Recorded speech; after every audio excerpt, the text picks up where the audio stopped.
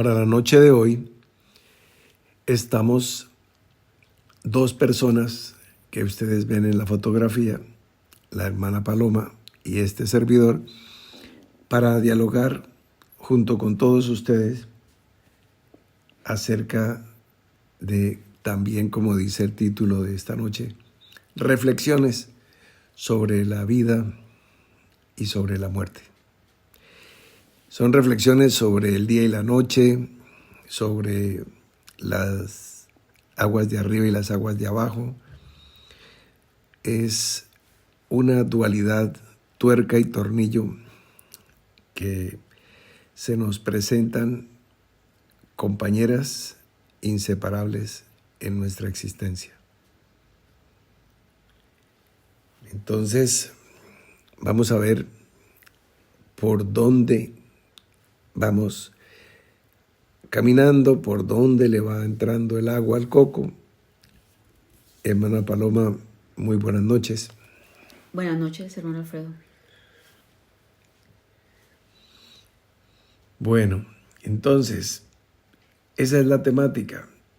En estos días, pues, esta introducción del año nos ha servido de plataforma para introducción también a la tercera experiencia, a la tercera fiesta. Y pues esto es algo que nunca había sucedido en la historia de la humanidad. Nunca habíamos estado ante esa expectativa ni ante esa perspectiva. Se recuerda, por ejemplo, históricamente en los movimientos del cristianismo pentecostal, el derramamiento del Espíritu Santo en la calle Susa y las primeras manifestaciones del Espíritu, lenguas, sanidades, milagros, etc. Son cosas del último siglo. Mas hemos trabajado a partir de una Pascua profunda, genuina, una experiencia de Pentecostés hasta la plenitud, que es lo que queremos que todos alcancen, la llenura del Espíritu Santo, y adentrarnos en esa fiesta de Sukkot. Al nacer una criatura, hay derramamiento de sangre. Y con la muerte de nuestro amigo Gabriel Berrío, el 7 de octubre del año 2023, se inició una guerra, la guerra de Sukkot, o sea, la guerra de tabernáculos, la guerra de la tercera experiencia. Así como hubo la guerra de los 6 días, esta es la guerra de Sukkot. Entonces, si las fiestas son Pesach, Shavuot, Sukkot, Pascua, Pentecostés, tabernáculos, pues primero el derramamiento de sangre hasta el día de hoy, y estamos preparándonos para entrar. No sin sangre, no sin muerte. Entonces, pues como preludio esa tremenda señal, y además, por si fuera poco, pues entramos en este nuevo año, 2025, cuya sumatoria 2025 nos muestra que es tu año 21 de tu llamamiento y mi año 49. Tu año 777 y mi año 7 por 7.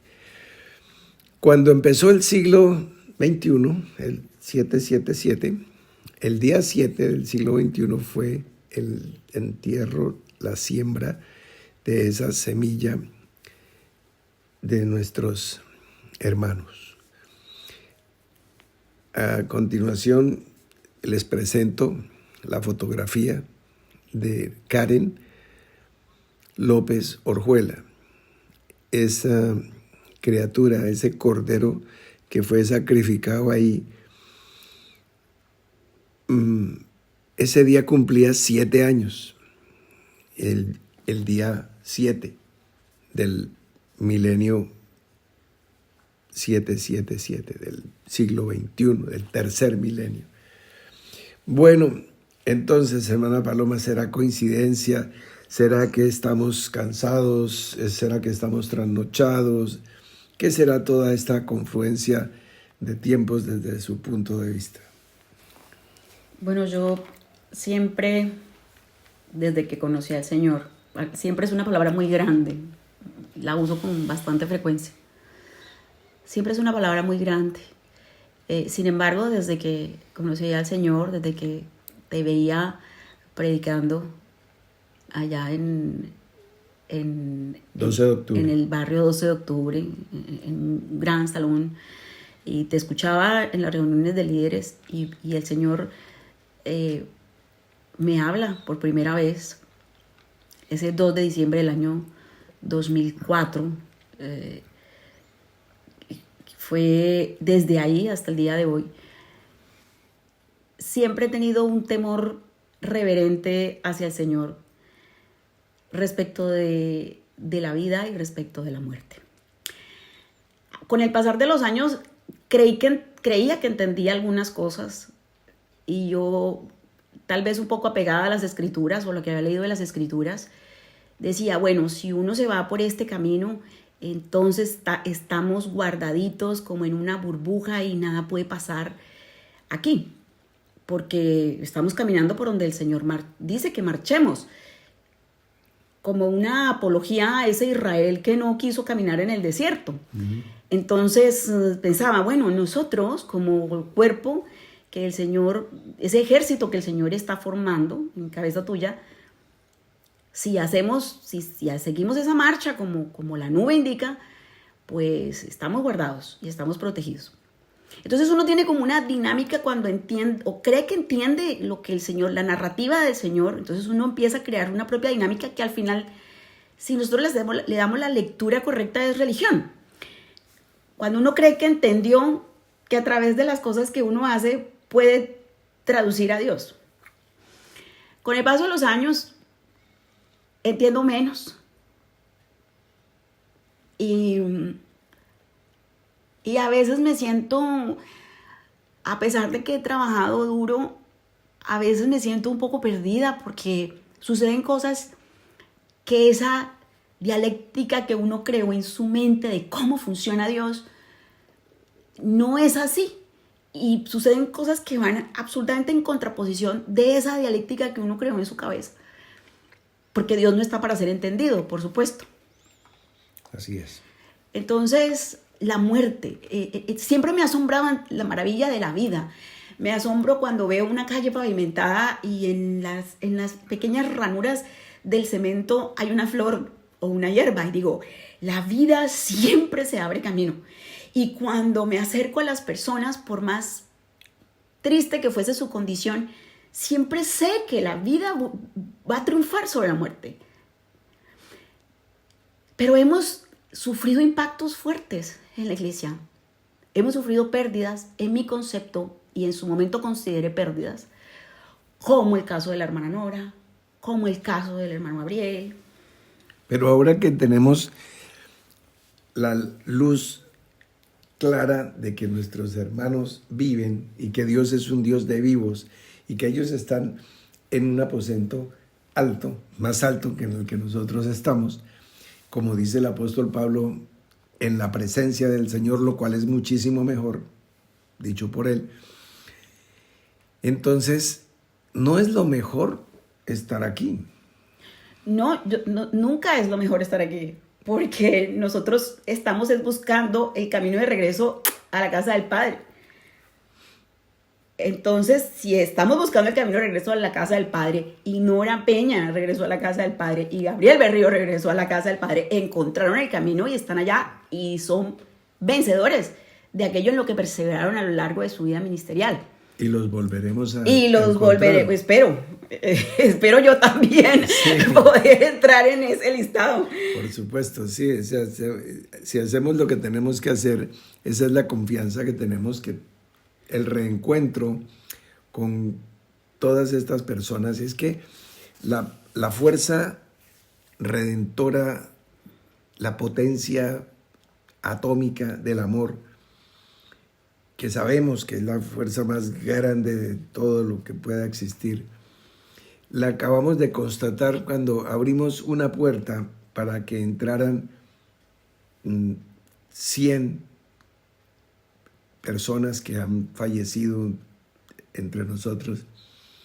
Y abrimos la puerta y entraron otros 100 y otros 100. ¿Por qué? Porque cada uno tenía en su corazón a su tía Gertrudis. Y su tía Gertrudis pudo no haberse congregado nunca, pero si tú que me estás escuchando tienes la fe para darle cubierta y tú te estás sumergiendo en el agua de la palabra, tú te estás bautizando por tus muertos, entonces estamos haciendo las obras de Abraham y estamos bendiciendo a toda la familia. No, la familia no es la que es a partir de nosotros, sino un árbol es bueno o no por sus frutos. Y si nosotros somos frutos de un árbol, pues estamos justificando todo, la raíz, el tronco, las ramas, las hojas y las flores que hubiesen antes que nosotros pudiéramos hacer algo bueno en el medio de este mundo de confusión. Como vamos empezando a entender, poco a poco estamos poniendo la mesa con las patas hacia el suelo, porque toda nuestra vida estaba patas arriba. Claro, la confusión es absolutamente normal, pero... Sí, lo que pasa es que cuando uno te ha escuchado, son cosas del alma, porque cuando uno te ha escuchado atentamente, tú has explicado durante mucho, cuando te acompañaba a las reuniones de líderes, cuando existían las reuniones de líderes y te acompañaba, siempre te escuché con mucha atención. Y tú has explicado esto. Se trata de un cambio de estado, es una transformación, es un cambio de estado. Y explicaste siempre, o has explicado, que así como el niño está en el vientre y desconoce lo que va a suceder una vez que se ha rasgado el velo, igual pasa con nosotros. Vamos a pasar a otro estado, en otra morada, otro nivel, otro lugar. Entonces ese asunto de la muerte es, claro, cuando uno entiende la dinámica, dice, bueno, tenemos que morir para poder nacer y nacer a otra realidad, nacer a otra experiencia. ¿Sí? Ahora, no, yo no tengo yo no tengo miedo de la muerte. No me da miedo en cuanto a mí misma. Uh-huh. Cuando yo hablo del temor reverente, me refiero al respeto profundo que tengo por las cosas que Dios quiere hacer con nuestra vida. Y actuar siempre, preferiblemente con mucha cautela, respecto de lo que yo entienda que Dios quiere hacer en un momento determinado. Yo sé que esta frase es difícil de asimilar por algunas personas, pero también sé que todos hemos escuchado al Señor, todos los que estamos aquí, que todos hemos sido guiados por el Espíritu de Dios y que muchas veces queremos oír la voz de Dios dentro de nosotros para poder saber qué hacer cuando tenemos momentos de confusión. Digamos que una persona que no tiene acceso a tu teléfono y esté en un momento de confusión, querrá acercarse a Dios para saber qué quiere Dios o hacia dónde quiere Dios dirigirlo en un punto, en un momento determinado. Todos hemos pasado por esos momentos de oscuridad. Y mi vida en particular, decidí ponerla en manos del Señor. El día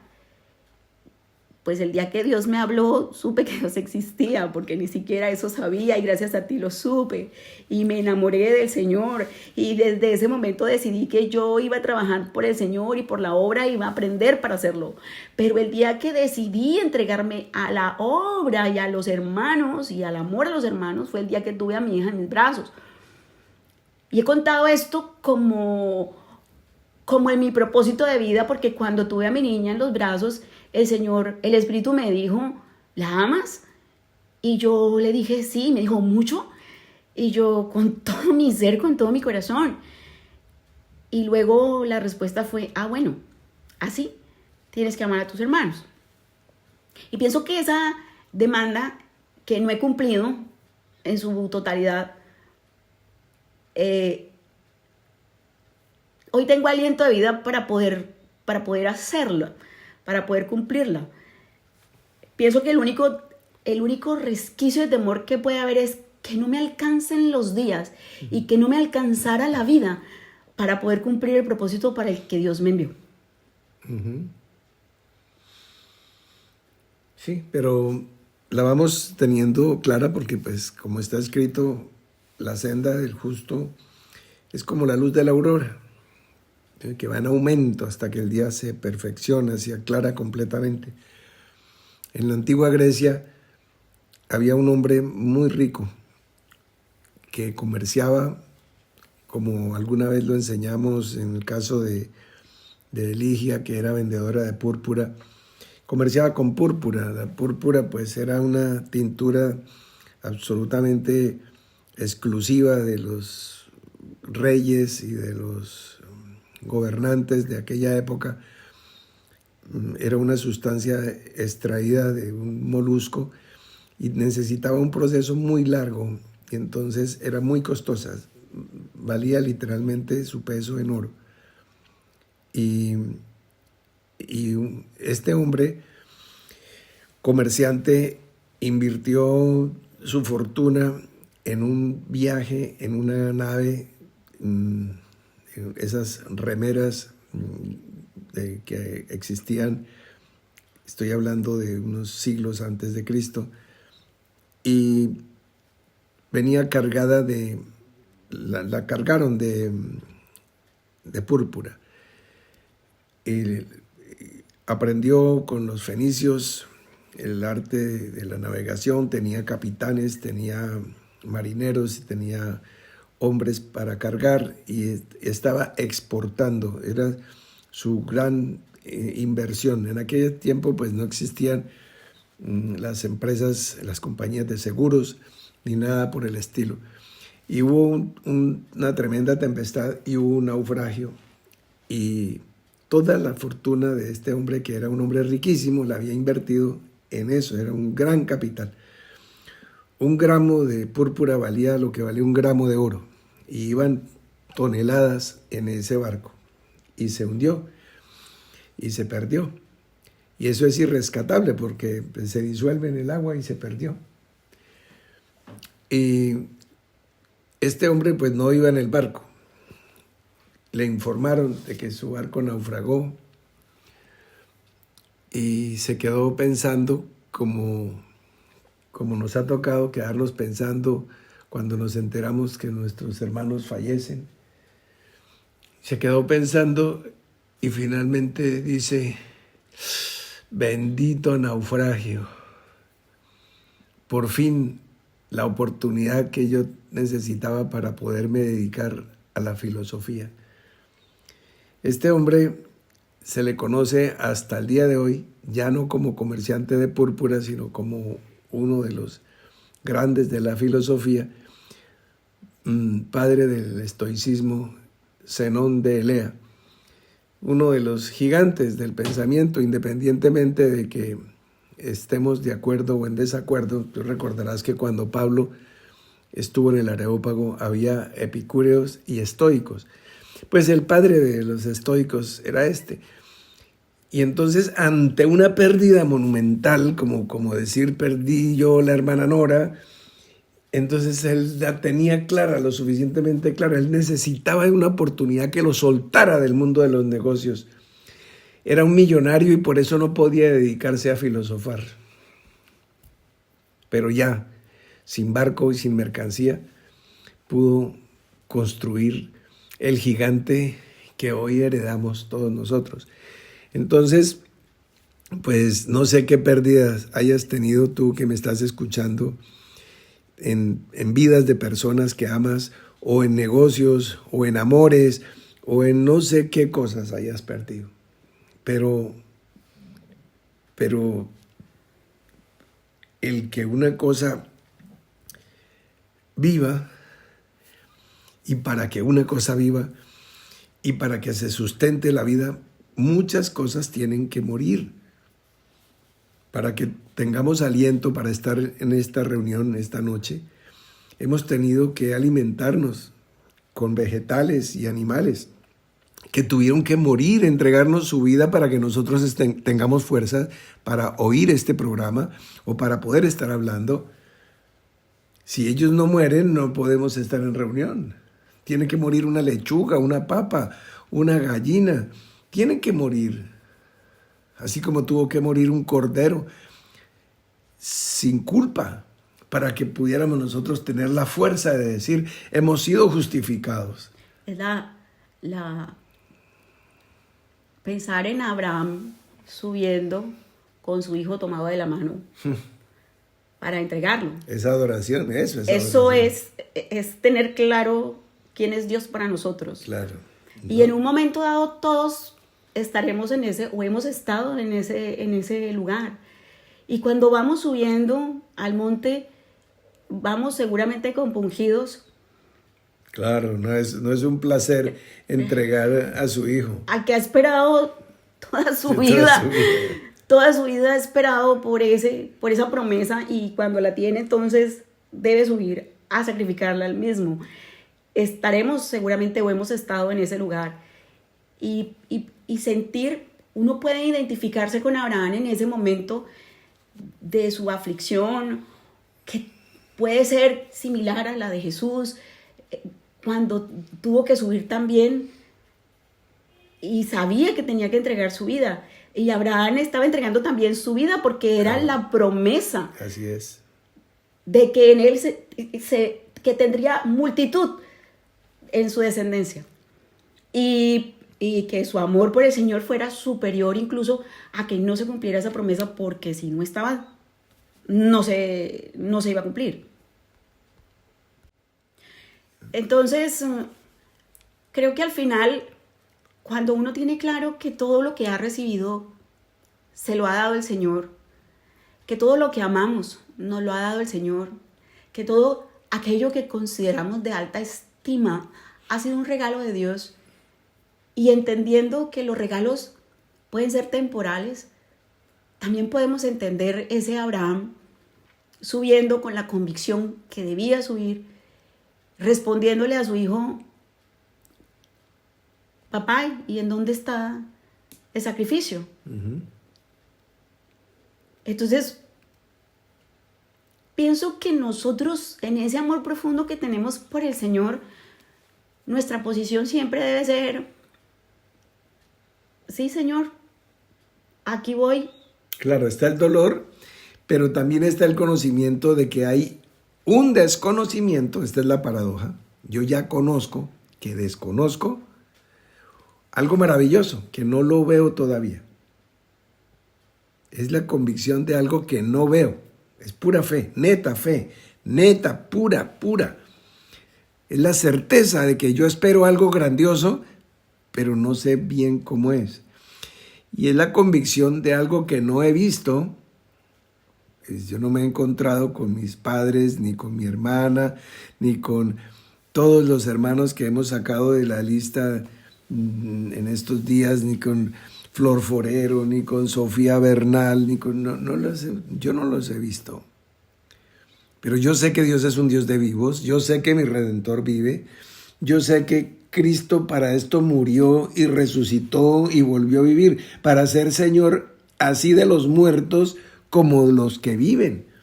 Para eso murió, para ser Señor de todos. Entonces, pues, de los que murieron, no es Señor de un cementerio, no es que lo nombraron celador o administrador de un parque cementerio, por supuesto que no. Jesús le dice a aquel malhechor: hoy estarás conmigo en el paraíso. Hoy. Entonces, esa es una declaración en la cual nosotros podemos tener un apoyo. Cuando tú estabas en los dolores de parto de Elvira, los dolores eran reales como cuando se nos va un ser querido, nos duele. Pero tú sabías, porque todas las madres saben, que después del dolor viene el gozo, el regocijo, la alegría de tomar en los brazos el fruto de tu vientre. Entonces, ¿sabemos que hay dolor? Sí. ¿Y yo qué puedo hacer? Yo no tenía dolor de parto, pero tenía el dolor viéndote a ti, te tomaba de la mano y te decía, a ver, respira. Y yo no sé qué angustia tan terrible tenía, pero sabía que no nos íbamos a quedar ahí pujando 3 días. Ni 17 años con que han transcurrido hasta hoy. No, era una cuestión de unos minutos o de unas horas o de un día para otro, pero eso se acaba. Y lo que viene ya es el disfrute de ser madre. Todas las madres que me están escuchando saben eso, y todos los demás que no somos madres también lo sabemos porque somos hijos de una mujer. Y una mujer nos trajo a este mundo y una mujer sufrió dolores para que tú y yo existiéramos en este momento. Entonces, están las dos cosas, el dolor y el gozo. No es no, yo quiero solo el gozo de tener hijos, pero sin el dolor. Eso se lo dejamos a la paternidad irresponsable, a los Diomedes Díaz que folclóricamente tienen hijos y solamente quieren la parte placentera de tener hijos, pero sin responsabilidad, sin sacrificio, sin entrega. Sin renuncia. Claro, si la Escritura dice, los padres atesoran para los hijos. Entonces, esa es la responsabilidad. Entonces, ahí tenemos la dualidad, el equipo permanente, tuerca y tornillo, ese dolor. La Escritura lo llama los dolores de la muerte, lo da en plural, y el gozo de la vida, la potencia de la vida, la potencia de la victoria de la vida sobre la muerte. Es que el temor o el dolor que produce la separación de un ser querido es un asunto que le concierne absolutamente al ego. Uh-huh. Porque eres tú quien no quiere renunciar a esa compañía, a esa presencia en tu vida. De acuerdo. Sabiendo y entendiendo nosotros estas cosas, porque las has explicado ampliamente a través de los años, sabiendo y entendiendo que es un paso a otro lugar mejor, a la completación de aquello que está prometido. Pero cuando estamos centrados, cuando tú estás centrado en ti, en tu experiencia personal, en lo que tú sientes, en lo que tú piensas, en tu dolor, en la ausencia, en lo que vas a extrañar, en la nostalgia. Recientemente hablabas de la nostalgia. Cuando estás centrado en ti, en tu ser, no puedes entender la grandeza de lo que Dios está haciendo con aquellos que han creído y que están caminando y que caminaron y completaron su experiencia con el Señor, por lo cual entiendo yo que han sido llamados a estar en la presencia del Señor. Cuando nos separamos de ese apego, de ese ego, cuando soltamos eso como Abraham lo hizo, y como decías, si fueseis hijos de Abraham, las obras de Abraham haríais, como mencionabas hace un momento. Sí. Entonces, esta experiencia es cumplir aquello que el Señor Jesús dijo en su momento, porque nosotros estamos agarrados también de esa promesa y creemos que somos parte de esa promesa y creemos que somos parte de aquello que Dios dijo y que en los lomos del Señor Jesús estamos, así como se le prometió a Abraham que tendría una gran descendencia. Nosotros somos parte también de esa descendencia porque venimos en los lomos de nuestro Señor Jesucristo. Así es.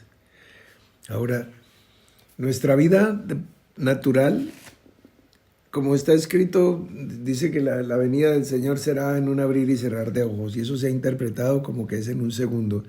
Es en una vida. Nosotros abrimos los ojos cuando nacemos y los cerramos cuando terminamos nuestra vida. Como dice precisamente una estrofa del mismo autor que acabo de citar, Diomedes Díaz, yo quiero que cierres los ojos, cierres mis ojos por mí. O sea que si yo fallezco, que estés tu mano ahí y cierre mis ojos. Ese es el cerrar de ojos no el de cada parpadeo ni el de cada noche para dormir, sino el de cuando decimos cerró sus ojos a la edad de 85 años, pues sí, también la cerró a la edad de 1 año y de 2 y de 3, ¿no? Pero es la forma como el Espíritu nos dice en el transcurso de la vida natural, desde que el hombre natural nace hasta que muere físicamente, o hace morir lo terrenal en él por el Espíritu. Y entonces, sin haber muerto físicamente, ya ha muerto. Claro. Como dice el apóstol Pablo, pues, o sea, verdad digo en Cristo y no miento, que cada día muero.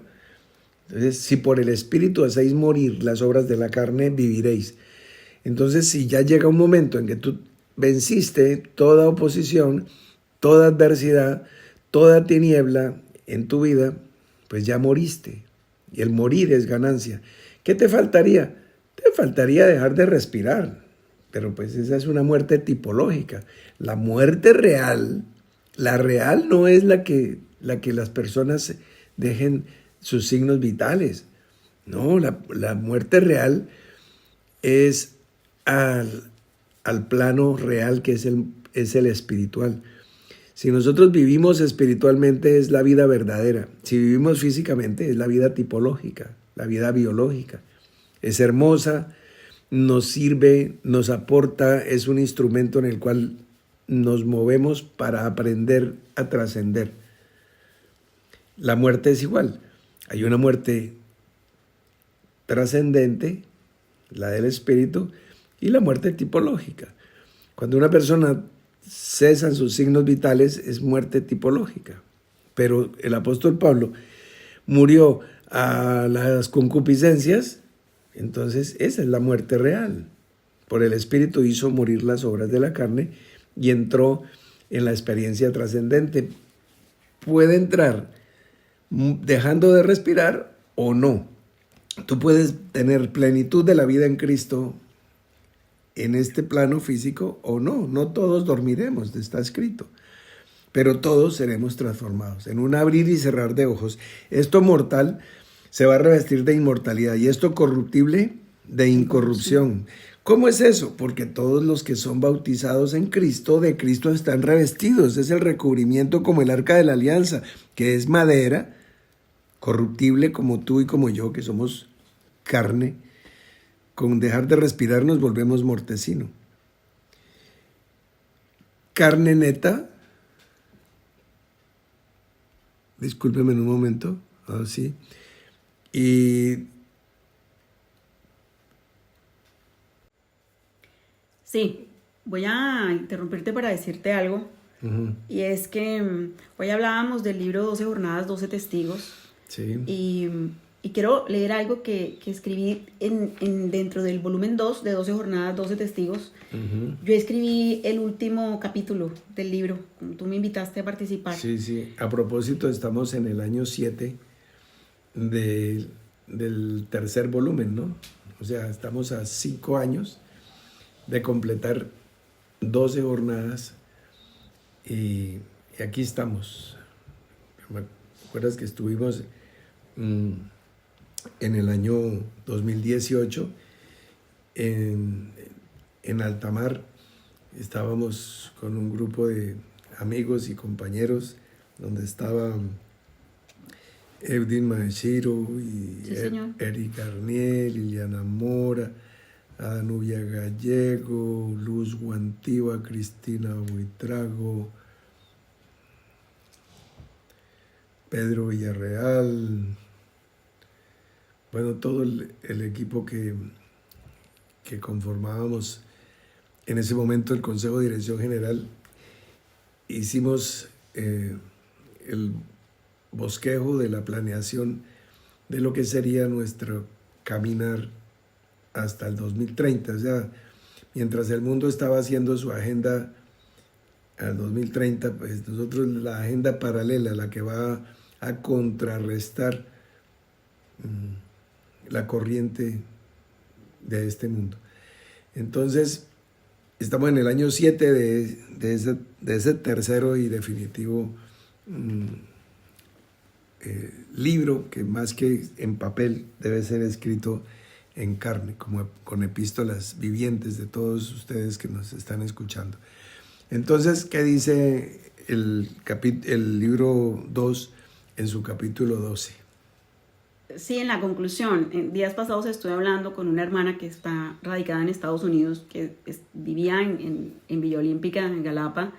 Es fruto de Azucena Pozo y me escribía en estos días, Rubí Jimeno, y me escribía y me mandó una foto de lo que voy a leer, y yo había olvidado esto, yo había olvidado estas cosas que escribí porque sucedieron, las escribí hace tiempo, y había olvidado que las había escrito, pero pues esto es como la conclusión de lo que yo considero que he caminado.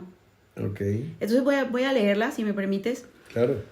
Dice: sigo trabajando, sigo de pie, batallando desde la trinchera de mi corazón contra los enemigos del Señor en mí y fuera de mí. Pues, como dice Nora Peña, el Señor no está haciendo pactos de paz con el enemigo. Sigo declarándome un soldado del Señor, queriendo servirle con honor en las circunstancias que Él diga, cómo, cuándo, dónde, con quien Él diga. No tengo nada que exigir, reclamar o pedir, porque Él me ha dado todo lo que necesito y aún más allá de lo estrictamente necesario, regalos totalmente inmerecidos. Sigo firme en todo tiempo, como dice el himno de Villa Olímpica: llueva, truene o relampaguee. Hermano Alfredo, cuente conmigo porque yo sigo en el frente de batalla y no me moveré hasta que el Señor nuestro Dios o usted así lo determinen. Y hoy puedo añadirle un pedacito, y es que no importan las condiciones y que no importa en qué circunstancias, yo permanezco con el Señor, soltando lo que hubiese que soltar y abrazando lo que haya que abrazar. Bueno, esas son palabras mayores, ¿no? Como dicen, Dios y la patria os lo premien o lo demanden. Bueno, pues aquí están todos los ciudadanos de la patria celestial escuchando y dando el amén. Yo también lo estoy dando, bendito el Señor. Pues esas palabras, por supuesto, hayan eco en mi corazón y además las recibo con alborozo, con júbilo. Y bueno, vamos a cerrar nuestra reflexión sobre la vida y la muerte, porque nos introdujimos en este año 2025 con nuestros hermanos del aposento alto. Y estamos trabajando y elaborando este documento, este libro que vamos a enviar. Calculamos que para fin de este mes ya todos lo puedan tener. El resumen y el compendio de la vida, de los sueños, de los ideales, de las frustraciones, de las satisfacciones. Bueno, tantas cosas que hay. Sueños realizados, sueños truncados, amores frustrados, familias felices, negocios quebrados. ¿Cuántas cosas han sucedido en la vida de centenares de amigos que partieron? Pero ¿cuánto pan tenemos en ese barbecho? ¿Cuántas cosas tenemos para aprender? Entonces podemos mirar a personas de buena edad, como una Bertica de Clavijo con sus más de 95 años, o una Karen López con sus 7 añitos. Ahí tenemos pues 88 años entre la una y la otra, de enseñanza, de escuelas, y tenemos instrucción en 40 años de peregrinación de un pueblo. ¿Qué tal en 50, en 60, en 70 y en 80 y en 88, de centenares de hermanos. Entonces, bueno, gracias por desempolvar esas palabras. Gracias a Ruby en donde está ahí en Miami. Sí, señor. Bueno, un saludo para ella y gracias por ese aporte. Y bueno, tus palabras de reflexión final antes de que nos regales la oración de esta noche sobre el tema.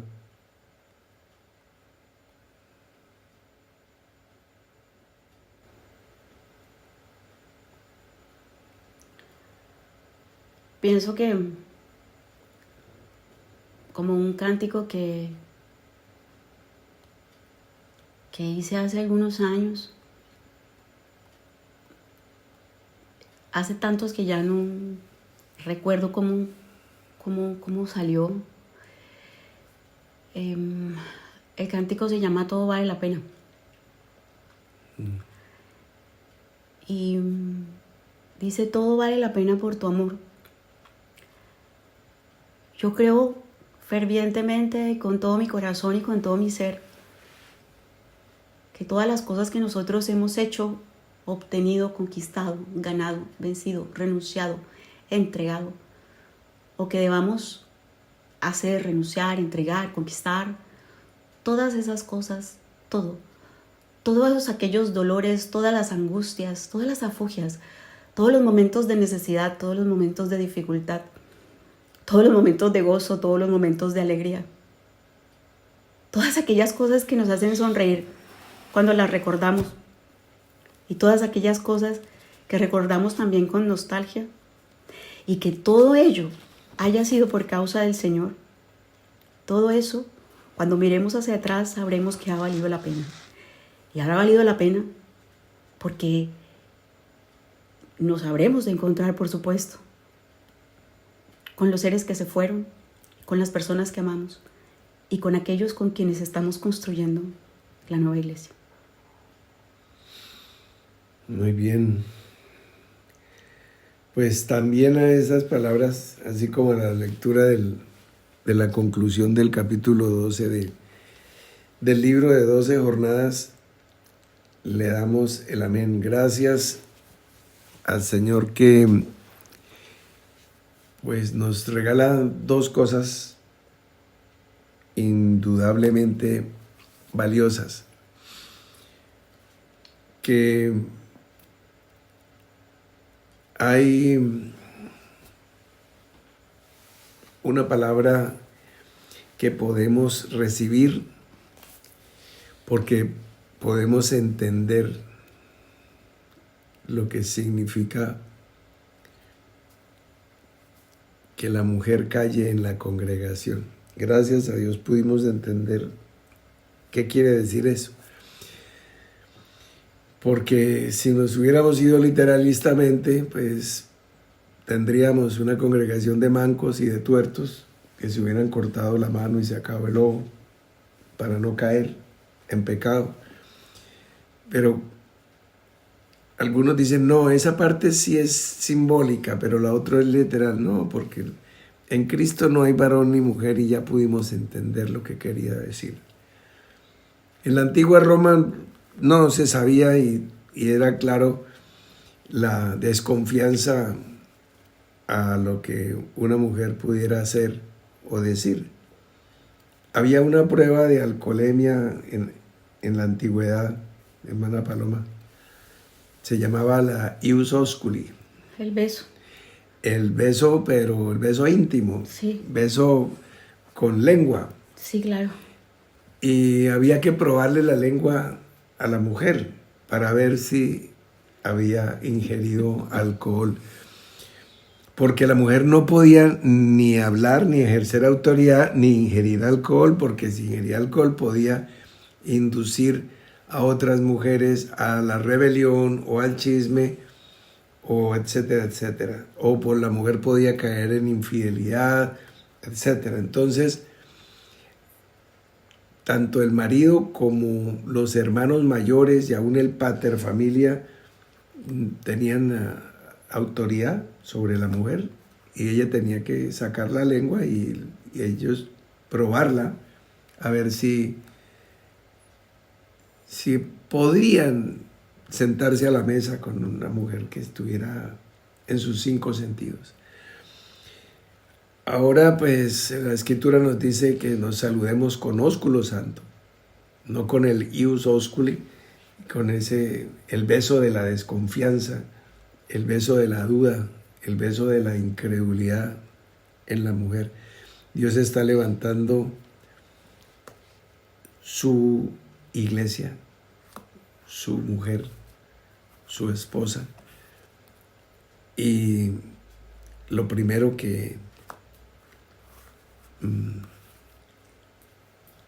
podemos nosotros hacer, además de admirar la mujer que se levanta, es poder creer en que los vasos que han existido y ya partieron, y los que todavía están, y los que vienen en forma de vaso más frágil, traerán la miel bajo sus labios, como dice Cantar de los Cantares. Y si queremos entrar en la tierra de la promesa que produce leche y miel, entonces la miel está ahí en la palabra de la esposa, que está unida al Espíritu. El Espíritu y la esposa terminan hablando juntos en el capítulo 22 de Apocalipsis, diciendo: ven. Entonces, muchas gracias y un gusto de tenerla aquí nuevamente en los micrófonos de BOR, que son sus micrófonos. Y pues te despides y nos guías en la oración. Amados hermanos, muy buenas noches para todos. Que este comienzo de año, independientemente de las situaciones que podamos ver o no, por dolorosas o difíciles que sean, sea el abrebocas para ese parto que naturalmente habrá de venir, para que el cumplimiento de los tiempos sea con nosotros, para que sigamos siendo protagonistas de esa obra que Dios está haciendo, que nos correspondió a nosotros ser parte de ella y que hemos perseverado, que perseveremos hasta el fin. Y si perdemos una persona o un ser muy querido, decimos, poniendo el ejemplo de Abraham: aquí está el cordero de sacrificio, lo entregamos de corazón, con acción de gracias, con dolor, pero con acción de gracias, sabiendo que lo que viene es mejor, aunque eso no nos quite el dolor. Entonces asumimos la muerte y asumimos la vida. Vemos el pavimento y las losas de cemento y la florecita que retoña en medio de ella. Así es, sí, Señor.